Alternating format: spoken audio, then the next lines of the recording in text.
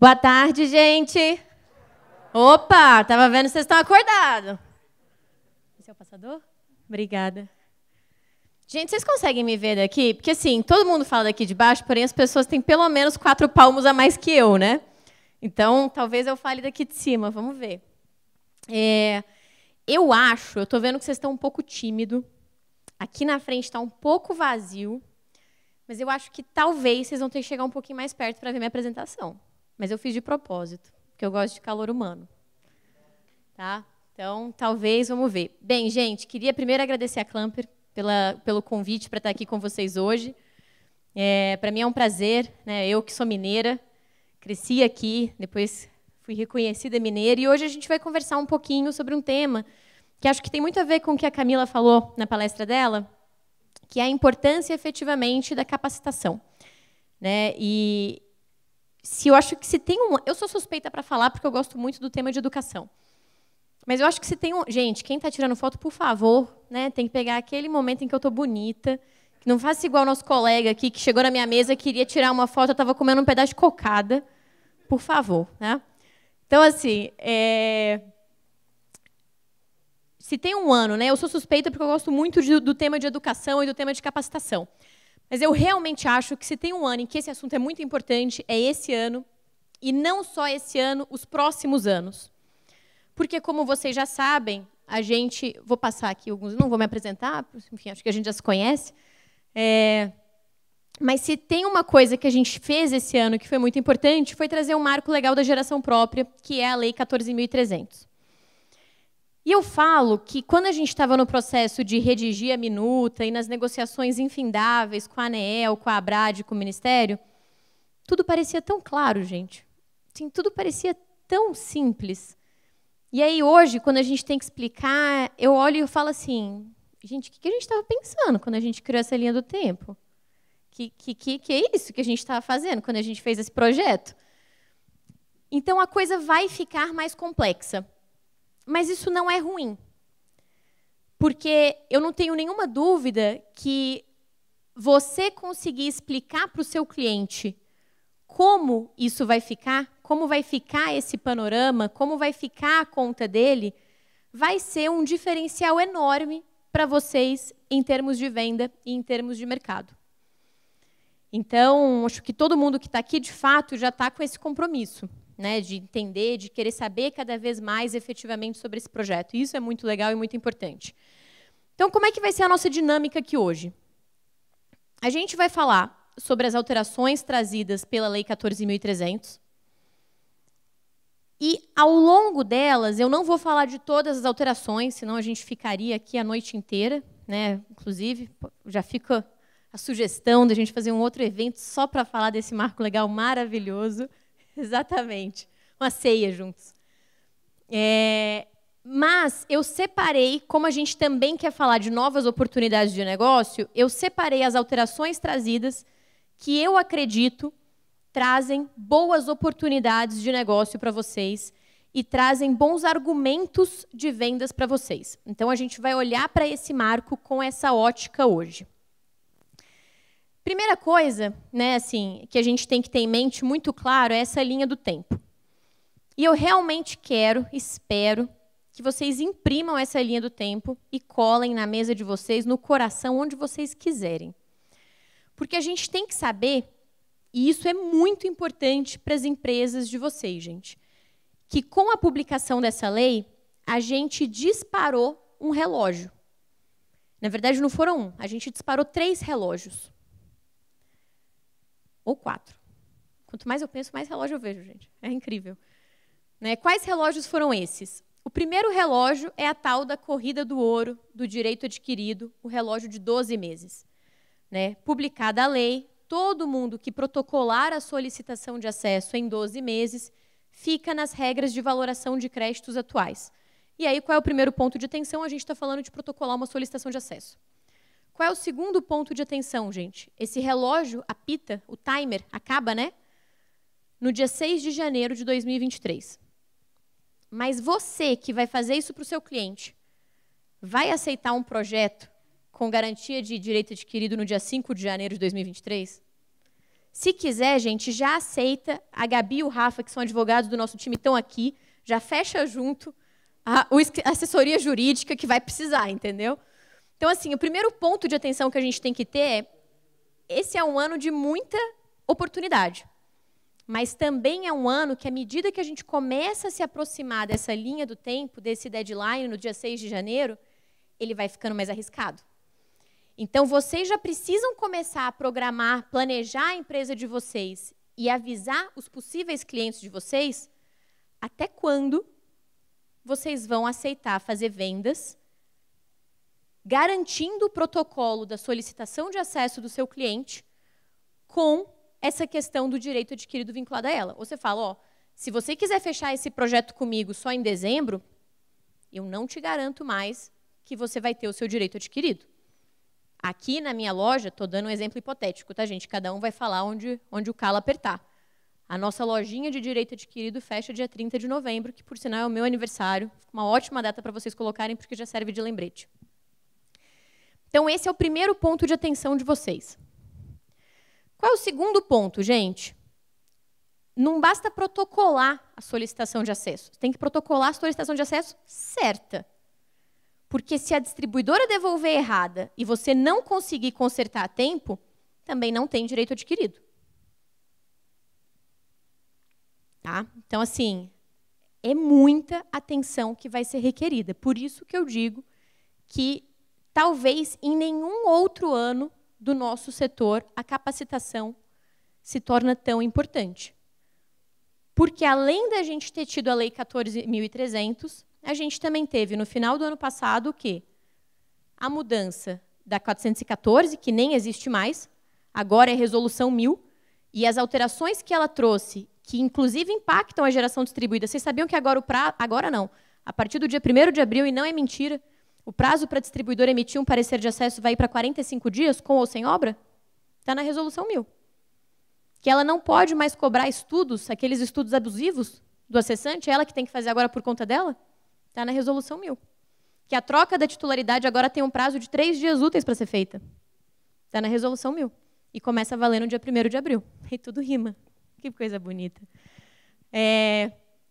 Mas no final do ano passado, a gente também teve a alteração do Prodist, no módulo 3, que saiu de 70 páginas e foi para 30. Que dispensou uma série de procedimentos que antes eram obrigatórios.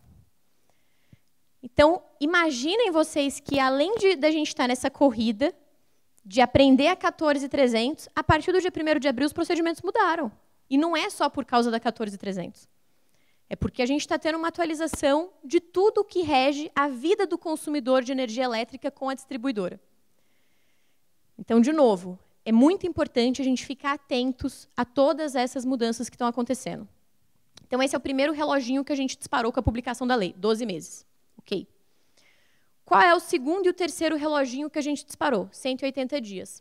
Esse reloginho termina no dia 6 de julho de 2022. 180 dias para quê? Para a ANEEL regular a lei efetivamente e para a distribuidora adequar o seu sistema de medição e faturamento para, de fato, contemplar todas as alterações trazidas pela lei. Então, tem muita coisa que a gente vai falar aqui que ainda não está sendo aplicada hoje, mas tem coisas que a gente vai falar que a distribuidora já está aplicando. Então, tem essa alteração que você tem que saber por quê. Porque a gente tem cliente lá na consultoria que quer vender projeto para o consumidor, garantindo já coisas que ele não pode garantir hoje. Porque não está valendo ainda, gente. A distribuidora não tem que aplicar. E aí ele fala, eu posso vender isso ao meu cliente? Eu falei, pode, você vai vender sua usina em agosto? Não tem problema. Mas se for hoje, você tem que falar com o seu cliente que ele tem que esperar 180 dias. Ele quer? Não sei. E o quarto relógio que foi disparado com a publicação da lei é qual? É o tal do encontro de contas. Por quê? Porque essa lei, que ficou muito simples, né, gente? Fala sério, ficou muito simples. Ela cria 3 períodos importantes para a gente ficar atento. Que eu nomeei o período de vacância, que são os 12 meses, que terminam no comecinho de 23. O período de transição, que são 6 anos ou 8 anos. E o período das regras definitivas, que começa em 1º de janeiro de 29 ou em 1º de janeiro de 31. Mais uma coisa para vocês terem em mente. O que é o período definitivo, gente? É o período em que a gente vai efetivamente conhecer as regras definitivas do sistema de compensação. Hoje, a gente conhece as regras transitórias. O que são as regras transitórias? Todo mundo que protocolar uma solicitação de acesso a partir do dia 7 de janeiro de 2023 vai começar a remunerar a rede. Mais ou menos. A depender do quê? A depender do enquadramento do projeto. Geração junto à carga, autoconsumo remoto até 500 kW, geração compartilhada, EMUC e projetos de fontes despacháveis em qualquer modalidade ou qualquer potência. O que é fonte despachável? É a fonte que um ser humaninho controla a injeção ou não da rede a hora que ele quer. A gente não depende do sol, a gente não depende do vento, a gente não depende de nada disso. Então, uma CGH, por exemplo, um biogás. Esses projetos vão pagar um pedacinho do fio B. Então, 15% do fio B em 2023, 30% do fio B em 24, 45% do fio B em 25, e assim sucessivamente. Vocês entenderam a lógica da coisa.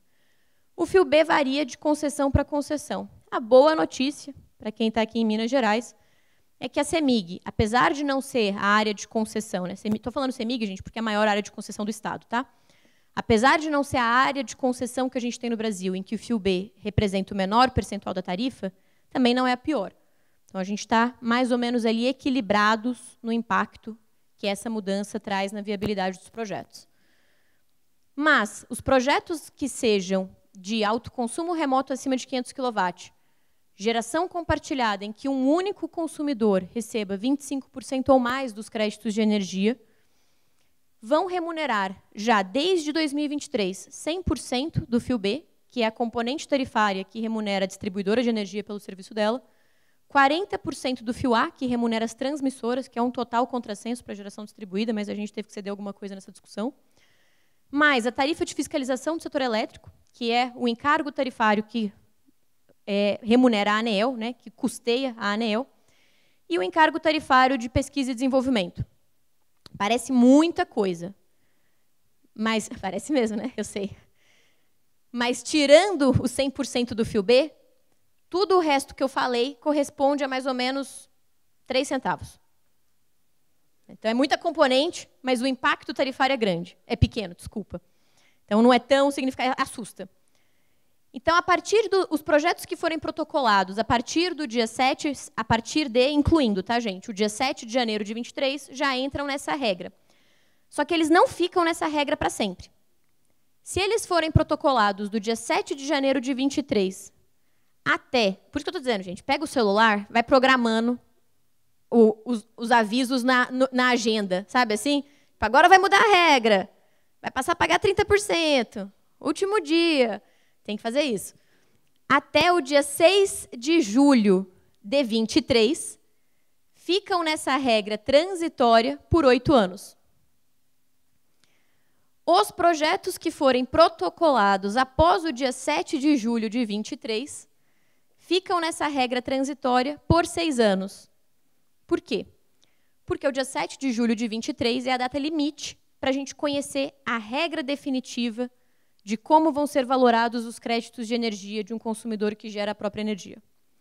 Essa regra vai ser fruto dessa consulta pública que vai ser coordenada pelo Conselho Nacional de Política Energética e executada pela ANEEL, com consulta a todos nós que estamos nessa sala e mais outras pessoas, claramente, né, obviamente, que é o processo que a gente tem chamado de encontro de contas. Nesse encontro de contas, a gente vai calcular em reais por quilowatt-hora qual é o impacto positivo ou negativo da geração distribuída em 5 aspectos da rede. A geração, a gente está ajudando a reduzir a geração de energia, né, a contratação de energia em leilões ou ampliar. Está ficando mais barato ou mais caro, porque a GD está crescendo. A distribuição, as redes de distribuição estão mais ou menos sobrecarregadas. A transmissão, a redução ou o aumento das perdas técnicas e o sinal locacional. A gente está gerando energia mais próximo do centro de carga. Qual é o valor disso para o nosso sistema? O que sair dessa metodologia de cálculo em reais por quilowatt-hora vai definir como é que a sua energia gerada vai ser valorada na rede. Pode ser melhor do que a regra de transição, pode ser pior do que a regra de transição. A gente ainda não sabe qual vai ser esse resultado. mas essa é a regra definitiva. E aí o período mais desafiador, eu acho, para o nosso setor, vai ser esse período entre janeiro do ano que vem e julho do ano que vem. Porque quando você for vender um sistema para o seu cliente, você só vai conseguir seguramente fazer uma análise para ele considerando 8 anos. Porque você não sabe o que vai acontecer depois de 8 anos. E aí isso significa que você vai ter que assumir premissas na sua proposta. E que é muito importante que a sua proposta e o seu contrato deixem claro que aquela economia é uma premissa, não é uma promessa. Tá? Porque a gente já teve clientes de empresas também integradoras que estavam sendo processadas pelo seu cliente, porque prometiam uma economia na proposta e a economia não vinha. E o cliente falava o quê? Código de Defesa do Consumidor, propaganda enganosa. Então, é muito importante, vai se tornar ainda mais, num cenário de maior incerteza, vocês ficarem prontos para esse cenário. Então, quem escolher aderir ao sistema de compensação durante esses 6 meses, vai ter menos visibilidade do futuro. Por isso, essa pessoa tem uma transição de 8 anos. Porque nas análises que a gente fez durante essa negociação, 8 anos era tempo mais do que suficiente para você ter o seu payback. Então, ó, o seu retorno de investimento, independente do que acontecer com o encontro de contas, o seu retorno de investimento está garantido. Então, isso dá uma tranquilidade para o consumidor. Quem escolher participar do sistema de compensação com um pouco mais de clareza, depois da publicação do resultado desse encontro de contas, como vai ter menos incerteza, tem uma transição de 6 anos ao invés de 8. Porque aí, se o resultado for bom ou ruim, você entrou porque você quis. Você já sabia qual vai ser a regra que vai ser aplicada. Então, essa é a lógica desses períodos que a gente criou. É fácil de entender, gente? Falem comigo, gente. Pode falar. Quer o microfone? Vamos imaginar que esse fio B, no caso de Minas Gerais, seja algo em torno de 30%. Depois que a ANEEL mudar as regras do jogo, isso pode alterar para mais do que esses 30%? Sempre pode, mas não como fruto da mudança das regras do jogo, mas como fruto de uma mudança de metodologia. Todas as componentes tarifárias que a gente tem hoje, elas têm a sua metodologia de cálculo pré-estabelecida no PRORET, que é o primo do PRODIST. O PRODIST são os procedimentos de distribuição, o PRORET são os procedimentos de revisão tarifária, e lá a gente tem a metodologia exata para calcular cada uma das componentes tarifárias que a gente tem. Então, a gente teria que ter uma consulta pública, porque a agência não pode alterar nenhuma resolução normativa sem consulta pública, tá, gente? Então, a gente teria que ter uma consulta pública para aprovar uma mudança de metodologia, que teria que justificar por que a gente está mudando essa metodologia de cálculo. O que é o fio B? É a remuneração da distribuidora. Então, se eu vou mudar a lógica como eu estou calculando essa remuneração, eu tenho que explicar por quê. E aí, sim, seria mudada essa metodologia. O que poderia acontecer? O fio B subir mais ou menos, fruto de uma revisão tarifária. No reajuste tarifário, e é importante a gente diferenciar esse conceito também por causa de outra alteração que a gente teve na lei, no reajuste tarifário, a tarifa de energia é basicamente atualizada. Mas, Bárbara, né? Como assim atualizada? 2 dígitos, tem 8 anos. Que atualização é essa, né? Que só aconteceu na tarifa. Ela é atualizada, mas ela também leva em conta o custo de compra de energia que o país está tendo. Então, por exemplo, por que a gente fica tendo bandeira tarifária, gente? Bandeira tarifária é antecipação de reajuste tarifário. Para o período do próximo ano, o governo estimou que comprar energia elétrica para suprir aqueles consumidores custa R$200 o megawatt-hora. Quando chega a 6 meses desse 1 ano estimado, e aí a tarifa foi reajustada para R$1. Quando está no meio desses 6 meses, a ANEEL faz uma análise e fala assim, ó, na real, não está custando R$200, está custando R$400. Para eu conseguir cobrir essa diferença, ou eu vou esperar o próximo reajuste tarifário, e aí eu vou lançar um reajuste de 30%, por exemplo, ou de 50%, ou de 100%, valores hipotéticos, tá, gente? Ou eu vou lançar uma bandeira tarifária para antecipar uma parcela do dinheiro que eu ia receber naquele reajuste. Isso é bandeira tarifária. Então, isso é a função do reajuste. A revisão, não. A revisão tarifária, que é o processo que acontece a cada 4 ou 5 anos, o papel dela é olhar mais a fundo nessa análise. Na CEMIG, qual é o custo da CEMIG para a manutenção da rede dela. Nos últimos 4 anos, esse custo se manteve estável, esse custo aumentou, esse custo diminuiu. No processo de revisão, a distribuidora tem um incentivo para tornar a operação dela mais eficiente. Então, se o custo aumentou, a tarifa pode subir até um determinado patamar. E aí, se ela tiver ganhado eficiência, além... Ô, gente, assistir vídeo durante a minha palestra é difícil. Olha, eu estou deixando as pessoas envergonhadas, né?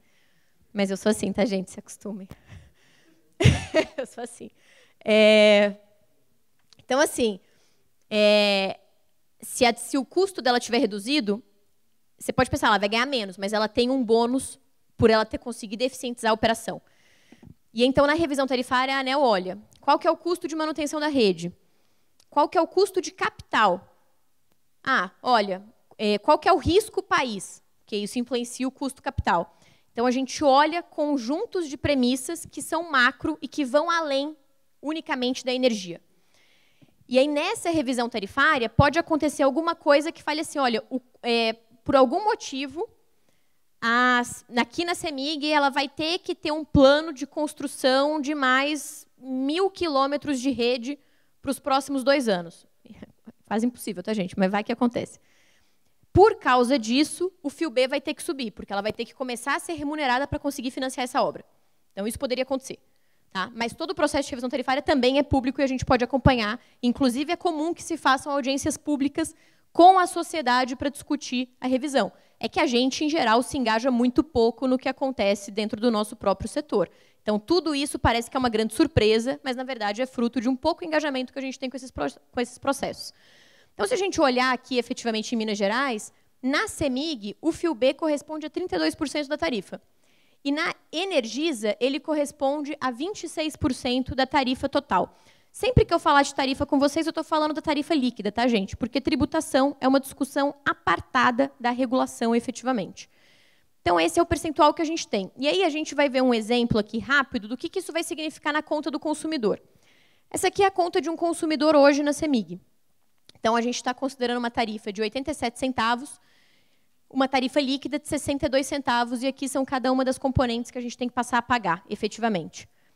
Hoje, né, vocês já viram aqui na fatura, a CEMIG lança o valor da energia que vai ser compensado líquido de tributos, né, para reduzir a base de faturamento.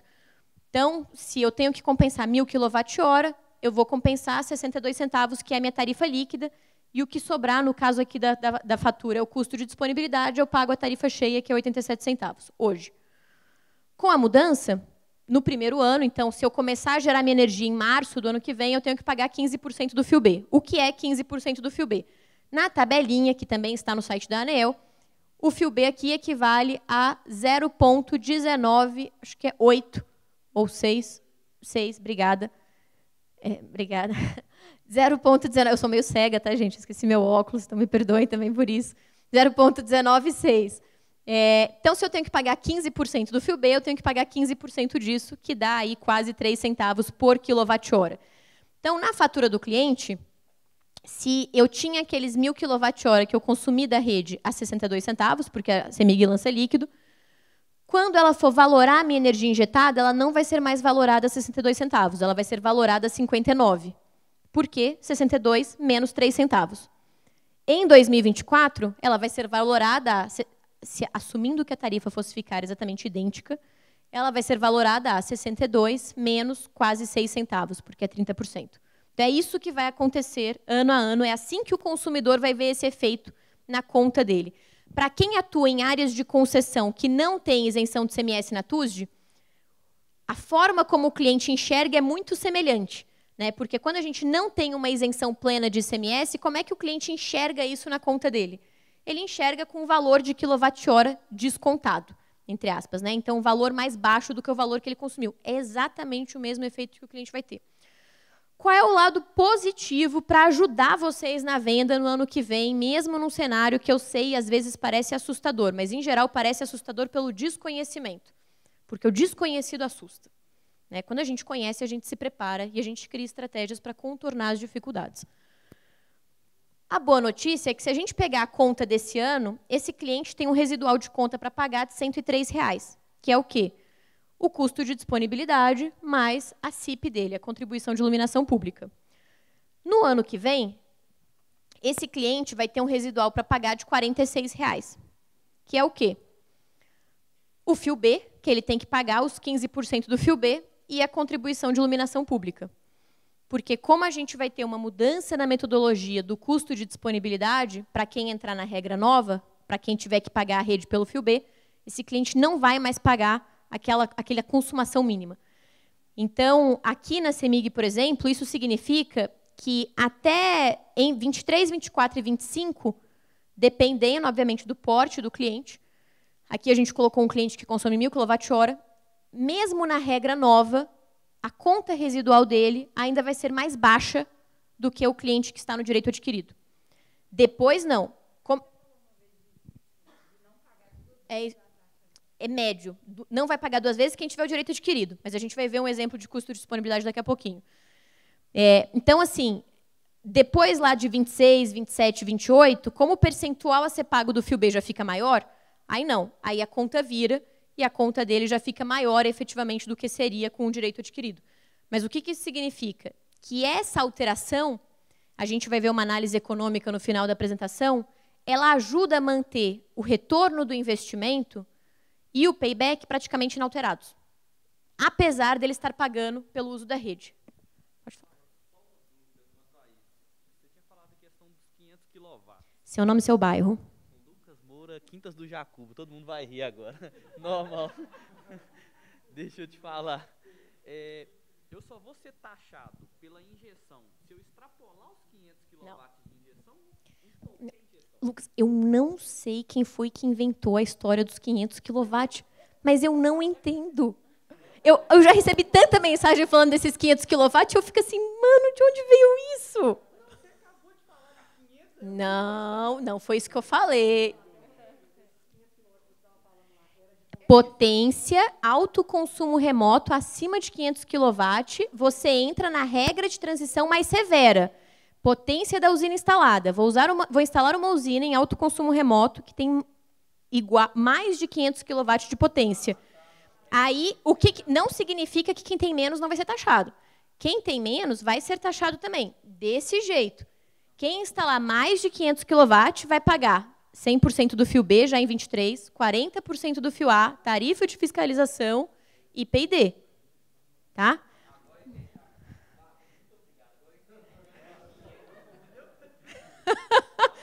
Mas, pelo amor de Deus, me ajuda a nunca mais propagar essa lenda urbana. Gente, eu vou contar por que é importante a informação. Eu recebi uma mensagem de um consumidor... Deixa eu olhar meu horário, que eu estou ficando desesperada já. Meu relógio está falando que é 1h30. Tá certo ou não tá? Certíssimo, né? Certíssimo.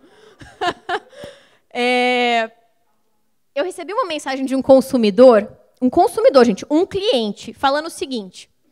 No meu Instagram, eu tirei print, eu devia ter colocado na apresentação. Bárbara, quero instalar um sistema na minha casa. Hoje, o meu consumo é de 400 kWh. Mas eu pedi um orçamento para um sistema de 800 kWh. Por quê? Olha isso, gente. Eu até quero saber quem era essa pessoa, né? Oh, Deus abençoa. Porque vou instalar mais 3 ar-condicionados na minha residência. Eu falei, inxalá. Porém, o vendedor que me mandou o orçamento, gente, o integrador, me disse que se eu gerar mais do que 500 kWh, eu vou ser taxado. Então, ele me mandou uma proposta de 500 kWh de geração.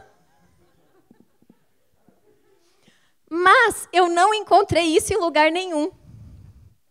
É verdade? Claramente eu respondi, mas eu deveria ter falado, me manda o orçamento, eu vou entrar em contato com o integrador, vou pedir uma comissão de venda, né? E aí a gente salva esse projeto. Então, assim, gente, olha a confusão que a gente está fazendo. Primeiro, eu acho que por transparência sempre importa. Mas essa informação interessa para o consumidor que quer instalar hoje? Não, ele não vai ser impactado por ela, gente.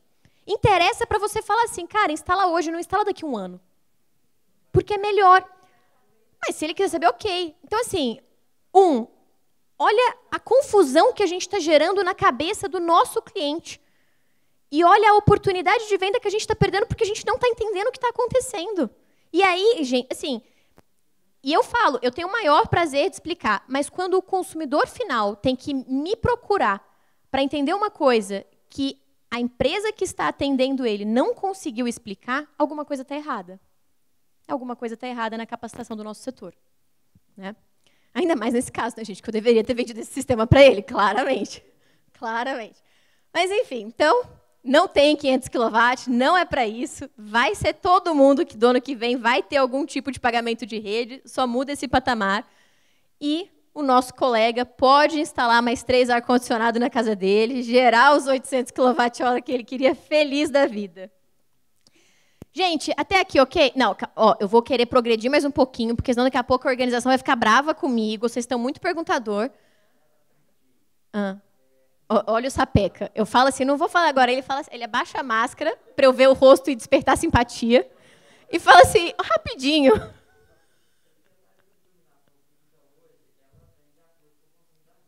Perfeito. Também. Iluminação pública, gente, é município. Não tem nada a ver com o governo federal. O governo federal nem pode mudar a regra. Aí, o que vocês, agentes absurdamente engajados no nosso setor, podem fazer? Ir lá no município de vocês, lembrando que esse ano é um ano muito importante, porque a gente tem eleições, e falar assim, olha, essa legislação aqui está desatualizada. Porque tem município que cobra iluminação pública sobre o consumo bruto do consumidor, pré-compensação, e não consumo líquido da conta. Então, isso é uma coisa que a gente precisa aprimorar, mas é município, gente. A gente não consegue fazer isso de uma forma única. Então, o que a 14.300 não vai mudar? A 14.300 não vai mudar contribuição de iluminação pública e não vai mudar regra de ICMS. Mas a gente tentou. Tem uma sapequice dentro do projeto, que passou, viu, Lucas? Tem uma sapequice dentro do projeto, mas eu já falo dela. Agora eu vou pegar a sua pergunta também, porque você tinha pedido, e aí ele foi sapeca. Vamos lá.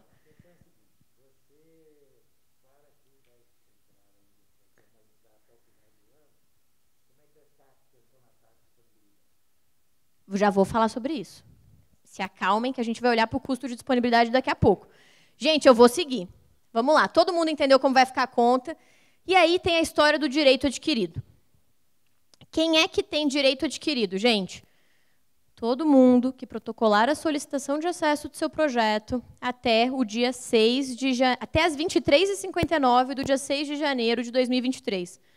Por amor a vocês, não deixem para o último dia. Não deixem para... Gente, porque o sistema vai cair. Alguém tem alguma dúvida de que o sistema de todas as distribuidoras vai cair antes disso? Uma semana antes já caiu, exatamente. Gente, já deixa a IR, já deixa a notificação extrajudicial, compra jornal no dia 6, que aí, assim, é prova, né, para provar que é o dia. Você tira a foto do jornal na frente do computador com o sistema caído, para mostrar que é naquele dia. Gente, é verdade isso. Então, assim, se preparem porque vai ser o dia apocalíptico. Então, todo mundo vai manter as regras de compensação até 31 de dezembro de 45. Isto é o direito adquirido. Mas você perde o direito adquirido em 3 hipóteses. Quais são essas hipóteses, gente? Encerramento contratual da unidade consumidora. Encerramento não é troca de titularidade. Encerramento é você ir lá e pedir para desligar a unidade consumidora. Então, se você tiver uma unidade consumidora com o sistema instalado e você quiser vender a sua casa, não encerre. Tá? Não vá ser muquirana, fica pagando o seu custo de disponibilidade até vender e vende a casa mais cara porque ela tem um sistema fotovoltaico direito adquirido. Porque se você encerrar, o seu comprador vai ter que homologar de novo o sistema e vai entrar na regra nova. Tá? Aumento da potência instalada. Eu tenho um sistema de 20 kW instalado, vou colocar mais 10. Primeira coisa, gente, tem que homologar. Mas eu deixei espaço no meu inversor para colocar mais módulo. Eu não estou nem aí, tem que homologar o seu sistema. Gente, eu reconheço o sapeca de bater o olho. Não tem um que não pode. Já mapeei essa sala. Eu deixei espaço no inversor, só vou colocar mais os modulinhos. Só vou colocar mais um modulinho. Aumentou a potência instalada, a parte ampliada vai ficar na regra nova. Como vai ser esta regra, ou seus conversão? Vou separar vocês dois. Vocês mesmos. Eu sei, o sapeca fica junto.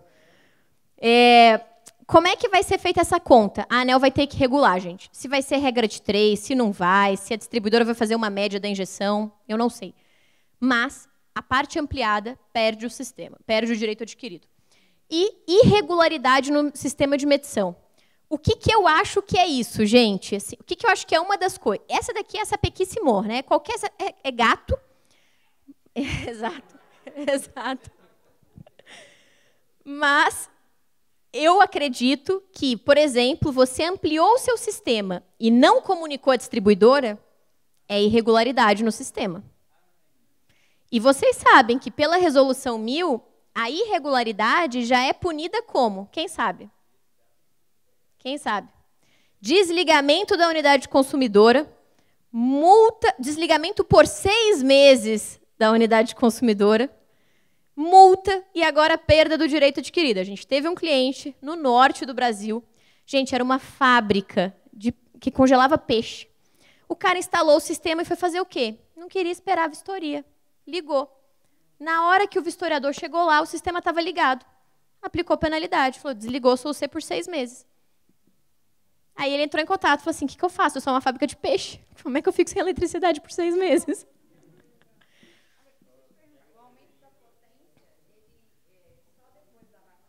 Só depois da vacância. Tudo isso, gente, depois da vacância. Se você fizer esse ano, você ainda está no seu direito. Tá? Então, você continua dentro do seu direito. É como se você fosse fazer uma nova solicitação de acesso dentro desse período de 12 meses, não tem problema. Mas, o que a gente tem que ter em mente aqui, gente?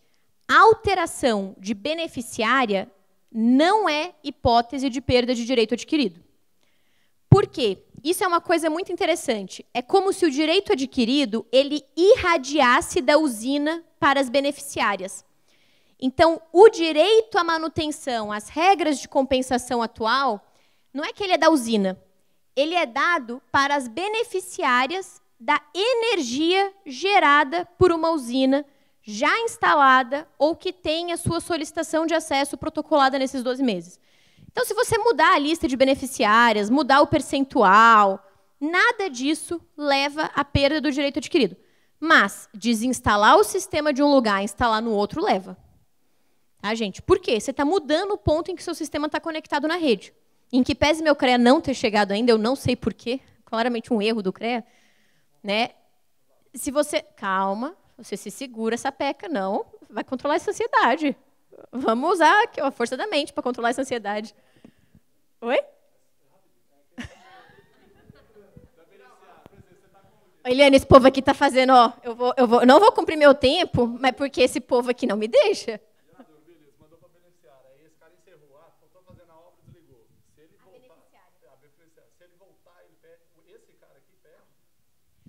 O direito adquirido de quem, gente? É de qualquer beneficiária que receba crédito de uma usina que tem nisso. Então, se eu sou uma usina A, estou mandando créditos para a beneficiária B. A beneficiária B, num determinado mês, saiu do meu sistema de compensação. Está instalando 3 ar-condicionado, é você, né? Ah, rapaz. Saiu do meu sistema de compensação. Acabou a obra, eu vou reinserir a beneficiária B na lista de rateio. Ela vai voltar compensando de 1 para 1. Ok? Depois você faz o Pix. Outra alteração importante, gente, a questão da demanda contratada. E isso se tornou uma excelente oportunidade para a gente vender usinas de maior porte, usinas de mini geração, porque o custo fixo dessas usinas vai ser muito reduzido.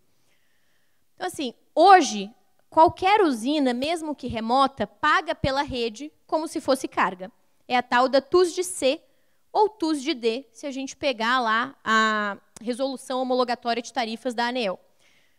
Depois, com a mudança da 14.300, essas usinas 100% remotas vão passar a pagar pelo uso da rede como geração. esse valor já existe, ele já é calculado, porque já é o valor empregado para as usinas no Mercado Livre, que é a TUS de G. A TUS de G, ela é entre 50% e 70% mais barata do que a TUS de C. Então, essa é uma oportunidade muito grande, porque vai ficar efetivamente mais barato. Qual é a outra oportunidade? Sabe aquele cliente que você tem que é uma indústria, que tem uma demanda contratada de 300 kW, precisa de um sistema de 500, e aí, para instalar, você vai ter que aumentar a demanda dele para 500. Você vai continuar tendo que aumentar, né, digamos assim. Só que, nesses casos, esse cliente vai pagar esse delta, esses 200 kW, como TUS de G, e não mais como TUS de carga. E como a TUS de G é muito mais barata, ele vai ser beneficiado. Só que a regra não é tão simples, tá, gente? Esse é um ponto importante, e aqui é outro ponto que vai ficar mais complexo fazer orçamento, mas, se vocês dominarem este ponto, sem dúvida alguma, isso é um diferencial para vocês venderem para esse perfil de cliente. O conceito que a lei traz não é mais o conceito para contratação de demanda de potência instalada. Potência instalada é um conceito de contratação de demanda que nunca foi usado no setor elétrico, só para GD, para facilitar. Muito de quando a 482 foi feita, gente, ela partia do pressuposto de que era um consumidor muito pequeno, que tinha pouca capacidade de entendimento. É triste pensar que é assim que o governo pensa com a gente, né? Mas é verdade. E que, portanto, precisava de regras muito simples. Então, criou a ideia da potência instalada, porque era uma regra muito simples. Com a lei, o que a gente tentou fazer em muitas das discussões? Começar a aproximar mais as regras do sistema de compensação das regras do setor elétrico como um todo, para uniformizar essas regras. Então, a TUS de G é uma tentativa de uniformização. E, além dessa mudança da TUS de G, qual é outro conceito que a gente passa a ter? Não mais potência instalada para contratação de demanda, mas máxima potência injetável. Então, o que significa isso? Que a máxima potência injetável ela vai ser igual à potência instalada do empreendimento subtraída da mínima carga própria.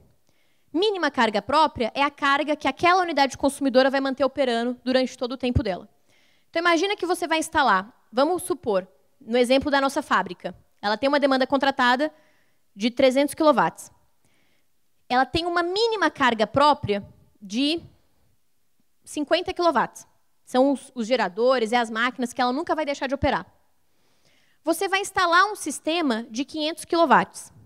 Qual que é a demanda que você vai ter que contratar para esse sistema? Não. Máxima potência injetável é o quê? Potência instalada menos a mínima carga própria. Se a potência instalada é 500 e a carga própria é 50, você vai contratar uma demanda de 450. Ok. Por que vai ficar um pouquinho mais complexo para o consumidor? Primeiro, vocês vão ter que fazer esse cálculo com o consumidor do que é a mínima carga própria dele. Segundo, este consumidor vai ter que assinar 2 contratos de demanda, que é a tal da dupla demanda contratada. Ele vai assinar um contrato como carga, que é os 300 que ele já tem, e ele vai assinar outro contrato como geração, de 450. Mas ele não vai pagar 300 mais 450. Por quê? No mês em que a demanda injetada dele for maior do que a demanda de carga, o que ele vai pagar é a demanda de carga e a diferença entre as duas, ele paga a TUS de G. Se em algum mês for menor, ele vai pagar a carga. Percebem que a regra ficou muito mais complexa? Mas ela vai favorecer o cliente que tem que instalar uma usina junto à carga e que hoje precisaria aumentar a demanda que ele tem, porque hoje ele teria que sair de 300 para 500, 100% carga. Então, o custo dele seria muito mais alto. Então, essa é uma das alterações que a gente tem aí, que é bem importante. E a oportunidade que a gente tem é que isso efetivamente representa uma melhora de payback das usinas de mini geração. Tanto as remotas quanto as usinas junto à carga efetivamente. É bem simples. Teve alguém aqui que fez uma pergunta hoje que não começou com é bem simples, gente? É rapidinho.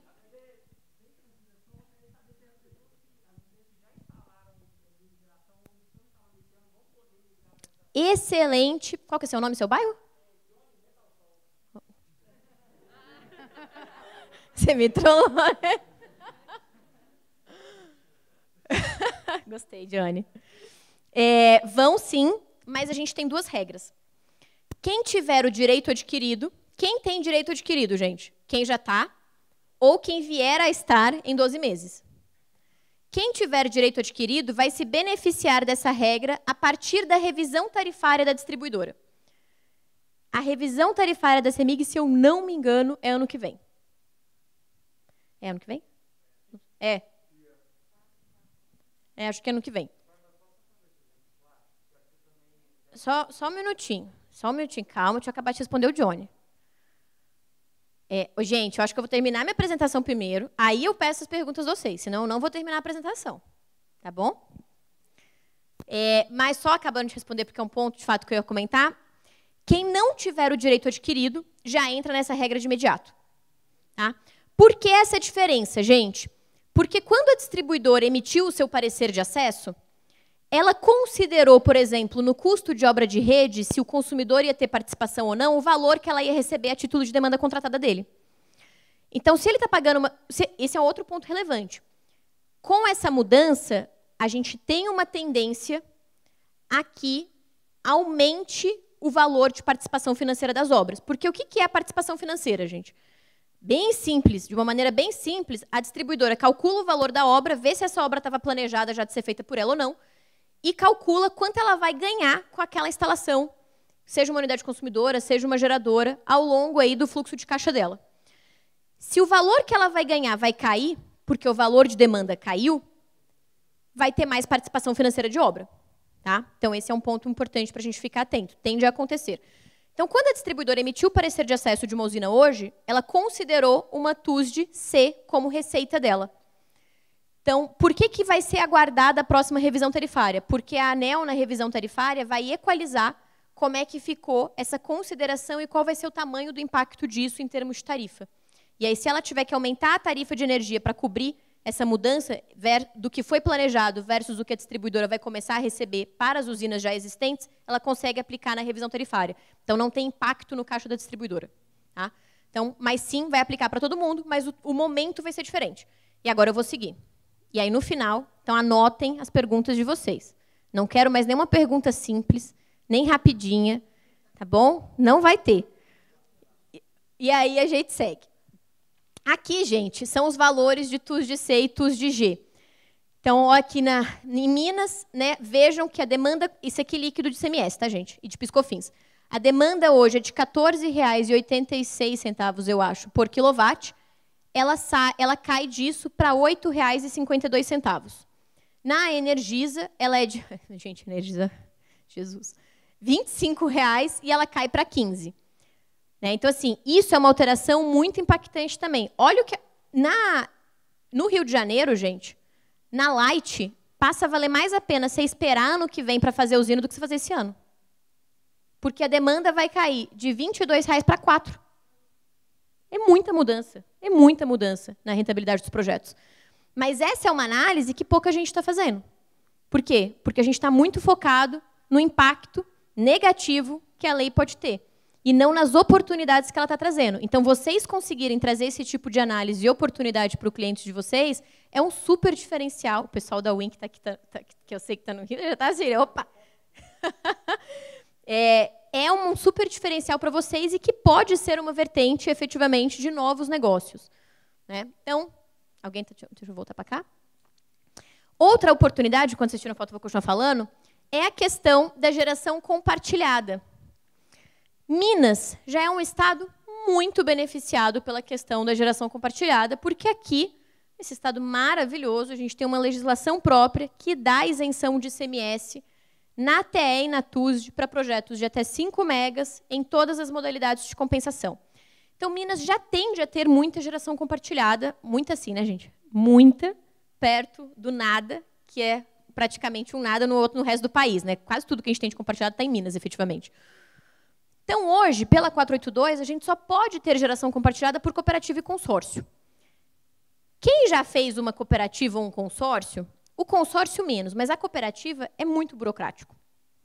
Não estou dizendo que eu acho ruim, né, porque a gente trabalha com isso. Né? Mas é burocrático para o consumidor. E aí, com a Lei 14.300, a gente diversifica esse leque e traz uma opção que, para mim, para vocês, tem uma enorme oportunidade de negócio. E eu quero ver muita gente vendendo usina assim. Que é o quê, gente? A oportunidade da gente ter geração compartilhada por cooperativa, consórcio, associação e condomínio. E daí, Bárbara? Né? Tipo, qual é a grande oportunidade que você está vendo nisso? A grande oportunidade, gente, é que todo mundo conhece um prédio que tem um monte de condômino que gostaria de economizar na sua conta, mas que não tem área. Hoje, se esse prédio quiser fazer uma usina para os seus condôminos e ele não tiver uma área própria, nele mesmo, né, ele vai ter que fazer uma usina remota, fazer uma cooperativa, fazer um consórcio, colocar todos os seus condôminos nessa cooperativa ou nesse consórcio para conseguir distribuir os créditos. Por quê?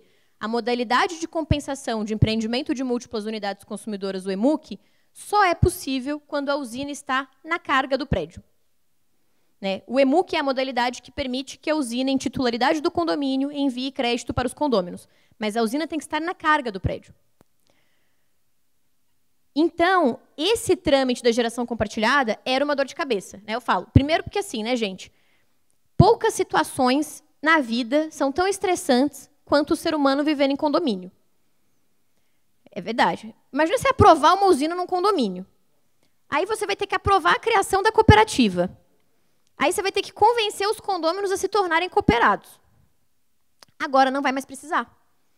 O condomínio vai poder alugar ou comprar uma área remota, instalar esta usina remotamente, em nome dele, e pelo simples fato da usina estar em nome dele, já mandar crédito para os seus condôminos, sem que eles tenham que entrar em cooperativa, sem que eles tenham que entrar em consórcio, sem que eles tenham que fazer mais nada. Então, mediante uma simples deliberação, por exemplo, em assembleia, a gente vai conseguir criar essa oportunidade para os edifícios, para os condomínios que a gente tem. Lembrando que condomínio pode ser vertical, horizontal, comercial ou residencial. Um shopping center, por exemplo, é um condomínio. Então, acho que isso é uma oportunidade muito grande de negócio que a gente vai ter, que traz, de fato, a gente consegue tampar, eu diria, um buraco que a gente tinha na regulação para atendimento a um público enorme que mora em apartamento. Outro ponto importante, só para destacar, se um prédio quiser fazer esse modelo de negócio, gente, não é preciso que todos os condôminos queiram. Não tem nenhum problema, se vamos supor que você tem um prédio com 50 condôminos, que só 20 recebam créditos de energia. Tá? Ou 30, por exemplo. Não tem problema, você não está obrigado aos 50 quererem. E o fato da usina estar remota ainda aumenta essa flexibilidade, porque né, não é uma coisa que vai estar fisicamente no prédio, que eventualmente algum condômino poderia encrencar, nem nada disso. Então, acho que essa é uma oportunidade muito grande. Né? Além aí já de uma facilidade mais natural para o desenvolvimento de projetos de geração compartilhada efetivamente. Lembrando, essa é uma oportunidade muito grande para os mineiros. Por que maior para os mineiros do que para os outros estados? Porque aqui a gente tem isenção do ICMS para geração compartilhada. Nos outros estados a gente não tem. Né? Rio de Janeiro colou a lei de Minas, mas mesmo assim cobra na TUSD, Espírito Santo está no processo. Oi? Colou igual carioca, né? Colou igual carioca, colando coisa. Eu não estou falando nada. E aí, o custo de disponibilidade, que foi o exemplo que pediram, que eu falei que mudou e que isso também ajuda muito na nossa viabilidade econômica dos projetos. Hoje, uma unidade consumidora trifásica que consumiu 800 kWh e injetou 900 kWh, ela vai compensar 800, vai ficar com 100 de crédito e vai pagar 100 de disponibilidade. É o que a gente fala da cobrança do custo de disponibilidade acontecer em dobro. Ok? Em duplicidade. Por quê? Eu estou pagando com crédito e estou pagando com dinheiro. Com a 14.300, isso, gente, é um exemplo para as unidades consumidoras que tenham direito adquirido. Tá? Com a 14.300, essa mesma unidade que consumiu 800 e injetou 900, ela vai compensar 700, vai ficar com 200 de crédito e vai pagar 100 de disponibilidade, que não foram compensados. Então, a disponibilidade deixa de comer uma parcela do crédito dela. Pode parecer uma coisa pequena essa alteração, mas a gente tem que lembrar que sempre que a gente vai distribuir créditos para outra unidade consumidora, qual é a regra básica que a gente tem? A gente primeiro tem que compensar 100% do consumo da unidade em que a usina está instalada. Então, isso significa que se você for instalar uma usina para mandar créditos para os outros consumidores, você todo mês estava perdendo o seu crédito equivalente ao custo de disponibilidade nessa compensação, por exemplo. Ao longo da vida útil, é um dinheiro que está ficando na mesa. E tinha muita empresa que tinha que dimensionar até mais o sistema para conseguir compensar isso. Então, essa é uma alteração que a gente tem que começa a ajudar bastante essa relação. Para as unidades consumidoras que não tiverem o direito adquirido, por isso que naquela conta que eu mostrei para vocês, a conta no ano que vem do consumidor era mais baixa do que a conta de hoje.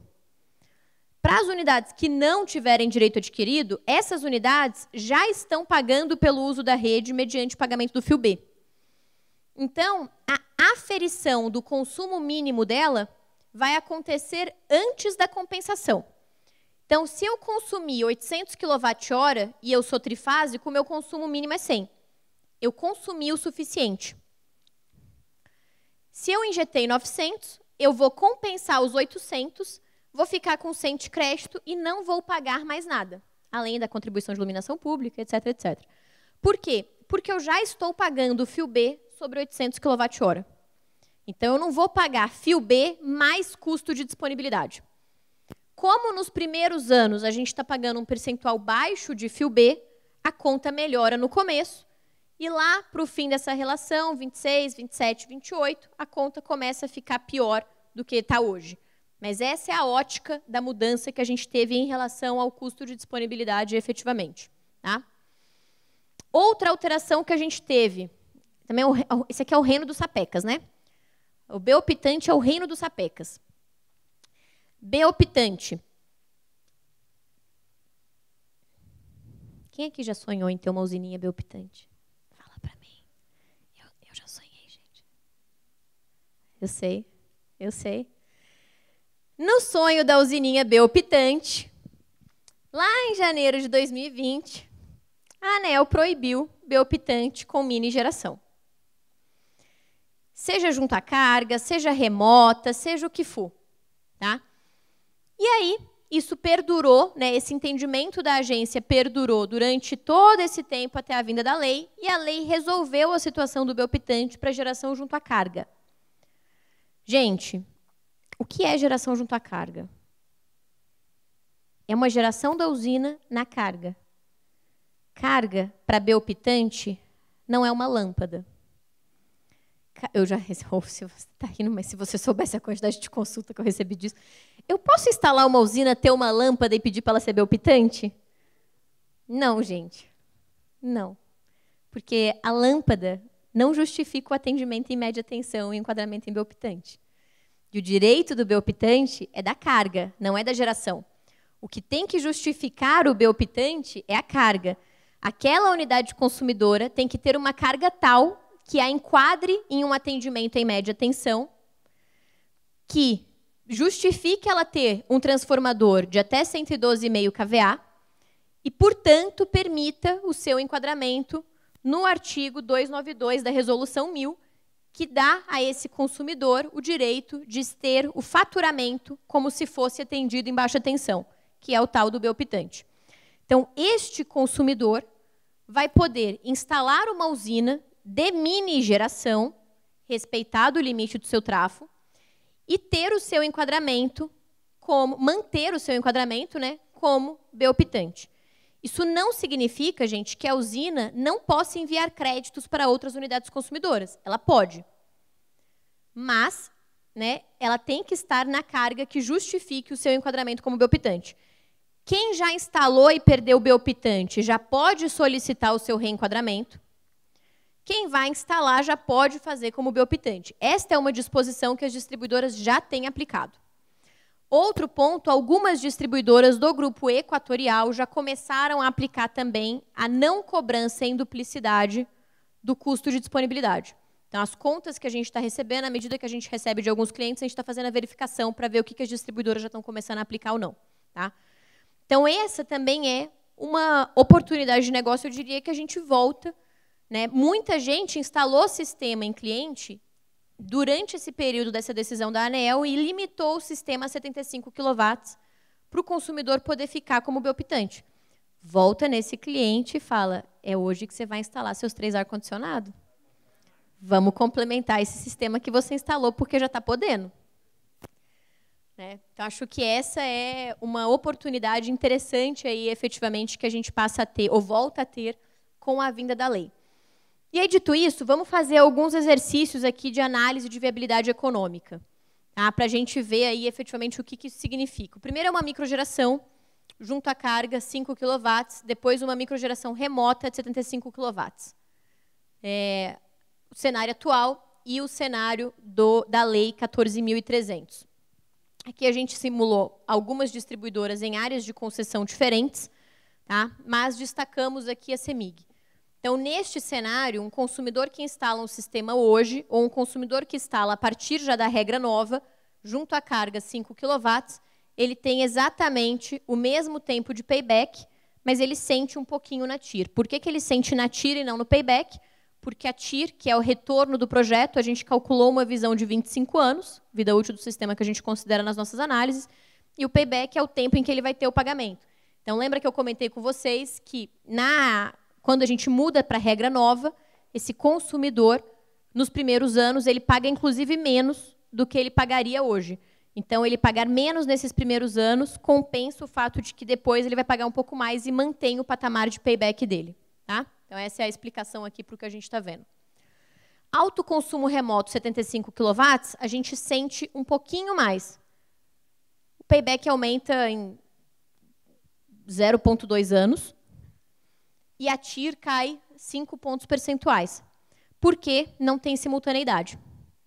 100% dessa energia está sendo injetada na rede da distribuidora. Então, isso aí levou esse impacto, efetivamente, que a gente está enxergando aqui nesse payback. Aqui, gente, a diferença que a gente vai perceber em cada área de concessão vai depender, efetivamente, da participação do fio B na tarifa total. Tá? Então, basicamente é isso que diferencia. Para mini geração, uma usina de 500 kW e uma usina de 1 MW. Qual é a diferença entre as duas? Essa daqui está naquela regra de pagamento de rede mais benéfica. 500 kW.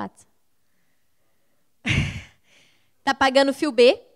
Essa daqui de baixo está pagando 100% do fio B, 40% do fio A, tarifa de fiscalização, PID. Tá? Então, essa é a diferença entre as duas. Alto consumo remoto, 500 kW. Na CEMIG, a gente aumenta em 0,1 ano o payback e a gente cai aqui, não consigo nem ver, acho que são 4, né? 4 pontos, não é 4%, é 4 pontos percentuais. 4 pontos percentuais a TIR do projeto. Por que a gente não muda? Por que não tem praticamente impacto no payback? Porque essa usina está pagando TUS de G, esse benefício foi considerado, mas ela está pagando fio e ela não tem simultaneidade também. Tá? Então, de novo, a gente sente mais no retorno, porque a gente está fazendo um fluxo completo desse empreendimento de 25 anos. Ponto importante, a gente considerou como cenário de regra definitiva, aquele que entra para o nosso cenário aqui em 2031, 1º de janeiro de 2031, que essa usina passa a pagar 40% da tarifa pelo uso da rede, como fruto do encontro de contas. Tá? Então, só para vocês terem esse cenário. Na usina de 1 MW, aqui na CEMIG, também, o payback sai de 4,3 para 5,3, então aumenta 1 ano de payback. Mas esse é aquele empreendimento que, como tem 1 MW, ele está pagando 100% do fio B já em 2023, mais 40% do fio A, etc, etc. Então, assim, gente, vejam que mesmo no que seria o cenário mais catastrófico, aqui o aumento de payback é de 1 ano. Isso, outro ponto. A gente sempre faz a análise mais conservadora possível. Então, a gente considerou bandeira verde, todo o fluxo, e reajuste tarifário por IPCA. Tá? Considerando IPCA de 1 dígito.